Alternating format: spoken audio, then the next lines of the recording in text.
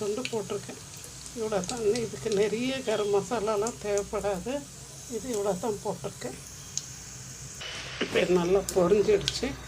நல்லா ஒரு கைப்பிடி அளவுக்கு வெங்காயம் நல்லா மெலிசாக கட் பண்ணி வச்சிங்கன்னா இதுக்கு அடுத்து பார்த்திங்கனாக்கா ஒரு அரை ஸ்பூன் அளவுக்கு இஞ்சி பூண்டு பேஸ்ட் போட்டுக்கிறோம். சின்ன ஸ்பூன் அரை ஸ்பூன் போட்டிருக்கேன். இப்போ நம்மளுடைய வெங்காயம் நல்லா வதங்கி வந்துடுச்சு. நான் ஏற்கனவே அந்த மல்லி செடி, பச்சை மிளகாலாம், தக்காளி எல்லாம் அரைச்சி வச்சிருந்தேன். இப்போ இதில் ஊற்றிக்கிறோம்.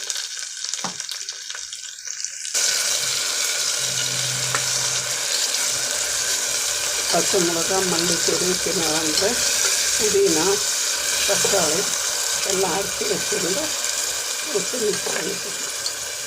இன்னும் நான் கொஞ்சம்